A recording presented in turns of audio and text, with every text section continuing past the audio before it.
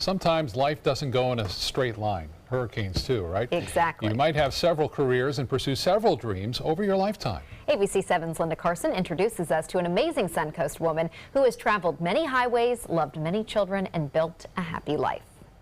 Cathy Douglas and her husband Jeff are both Army veterans. They met while working at a restaurant back home in Lexington, Kentucky. Then they moved to Florida. My whole family migrated down this way because it doesn't snow here. Cathy was a dental hygienist, her husband Jeff, a software developer. They had 3 biological children, the youngest just 5, 15 years ago when they first became foster parents. We spent 15 years fostering kids in Sarasota, Manatee, and DeSoto. We started taking kids with medical issues probably about 13 years ago. So we had a lot of children, you know, a lot of drug-addicted babies, children with AIDS, just different.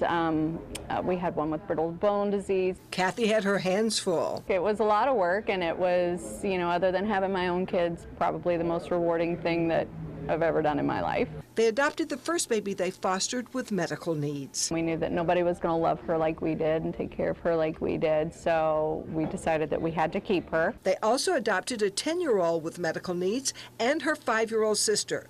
Not long after that, they hit the road. We decided that we wanted to travel, so we rented out our house for a couple of years. We got an RV and we decided to tour the country, so we spent the next 2 years, well, a little more than that, touring the country. They visited 40 states and a lot of breweries because their oldest son, Scott, loves to brew.